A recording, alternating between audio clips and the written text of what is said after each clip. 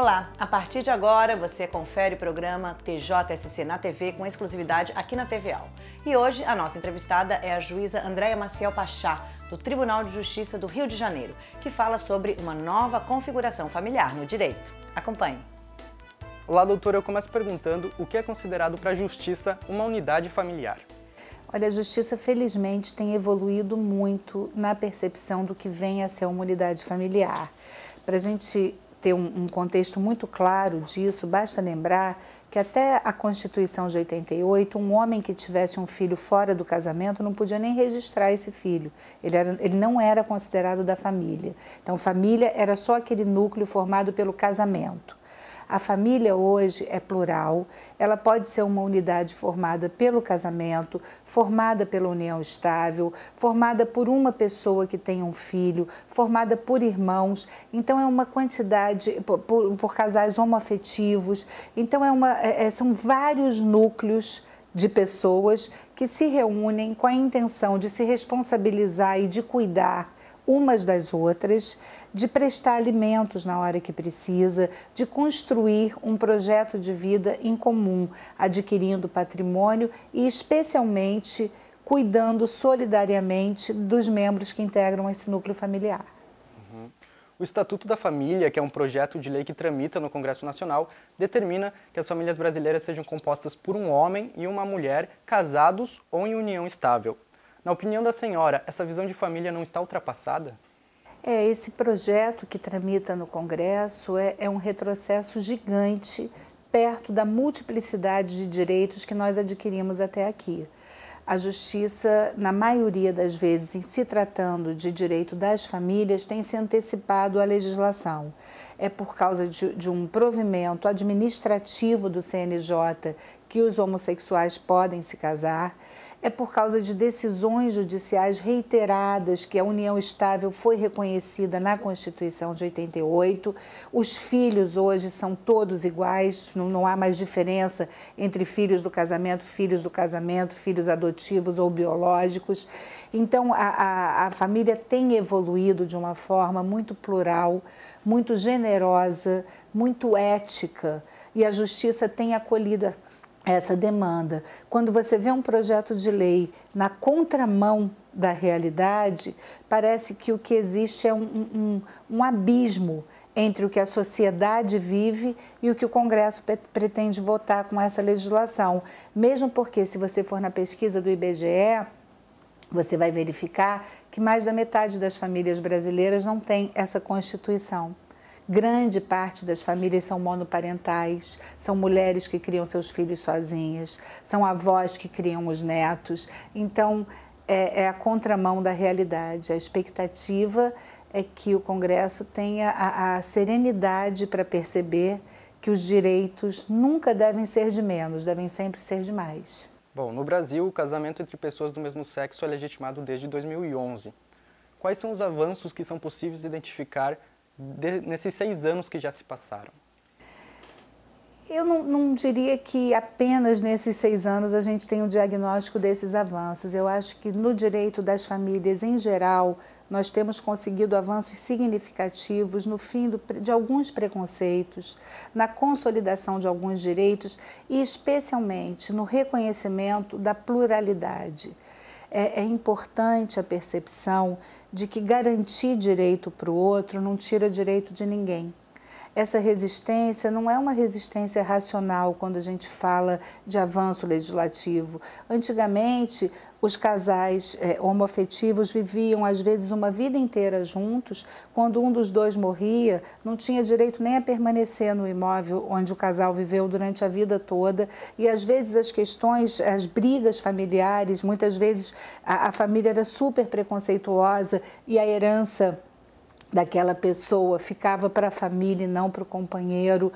Então, enfrentar o fim do preconceito é um caminho para consolidar a democracia. Quanto mais igual essas relações forem, quanto mais claras essas relações, quanto mais inclusivas, melhor será tanto a sociedade quanto a atuação da justiça. Judicialmente, casais homoafetivos podem adotar crianças? podem adotar crianças, não tem nenhuma restrição, as pessoas são hétero ou são homo, isso não tem nenhuma, isso não é um adjetivo, isso não é uma característica, isso é uma identidade.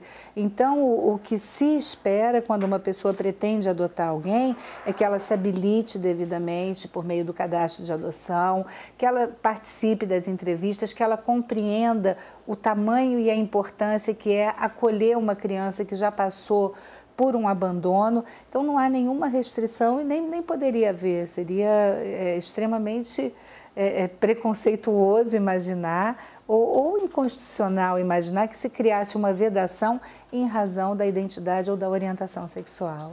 E quais foram os principais avanços trazidos em 2008 pela Guarda Compartilhada de Menores?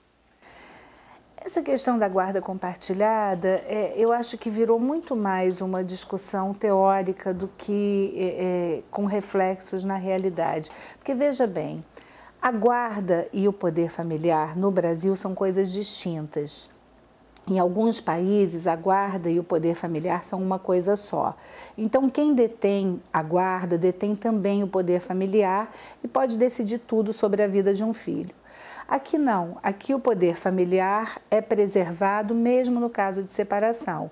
E a guarda unilateral diz respeito tão somente ao cotidiano, às escolhas mais corriqueiras do dia a dia.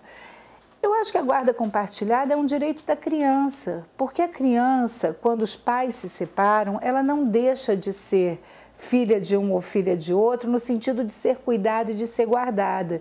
Então é bom para a criança que os pais continuem responsáveis por ela, juntos ou separados. A separação é do casal e não do filho.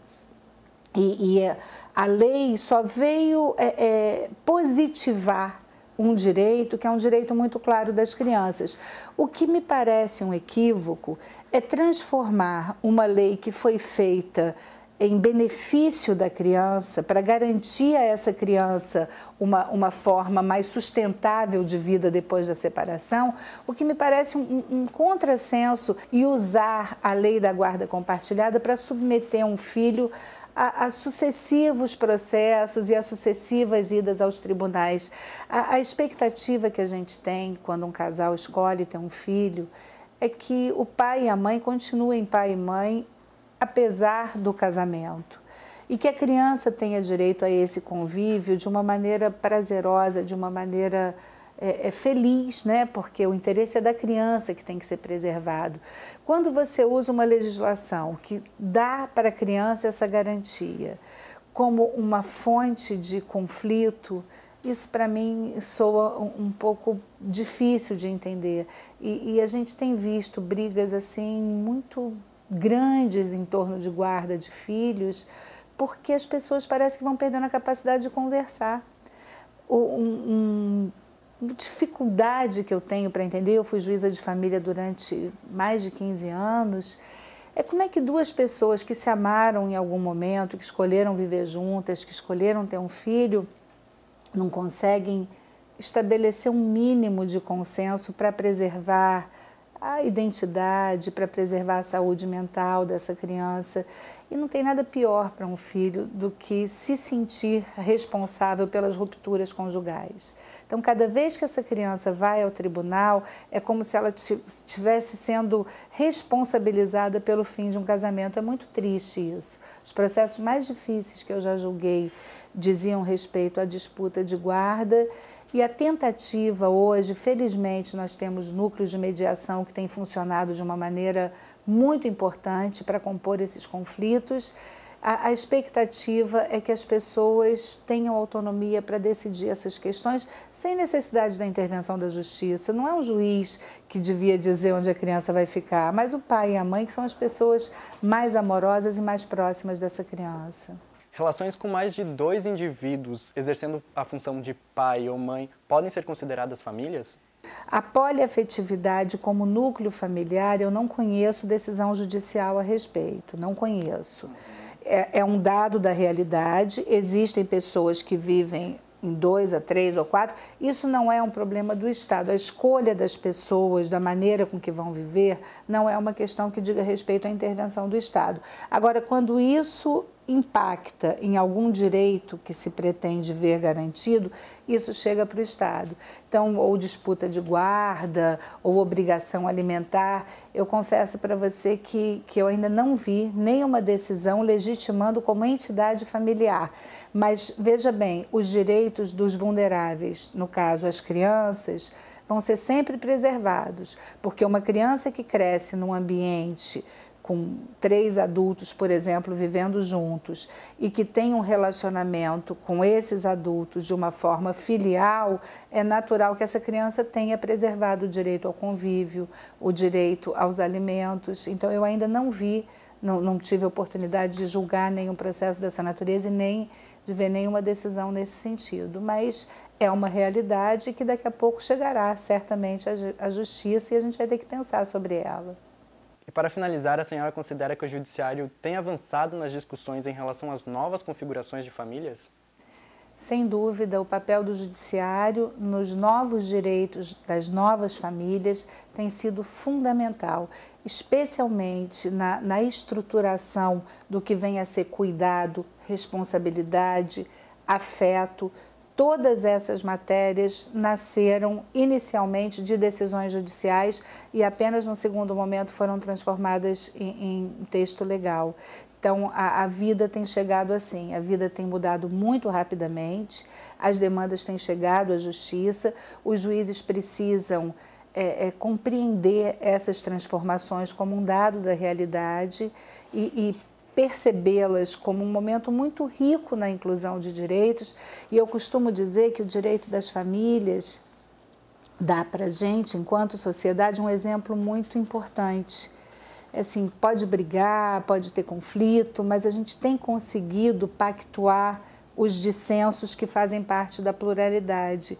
Então, é isso que se espera de uma sociedade. Você não espera que todo mundo pense igual, que todo mundo acredite que seja isso certo, isso errado, que tenha as mesmas convicções e os mesmos pensamentos. Mas, no direito das famílias, pactuar as diferenças tem sido uma forma muito inteligente de afirmar direito.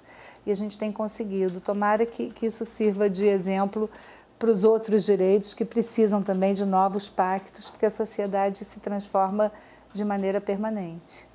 Ok, muito obrigado pela entrevista, foi um prazer. Obrigada, o prazer foi meu.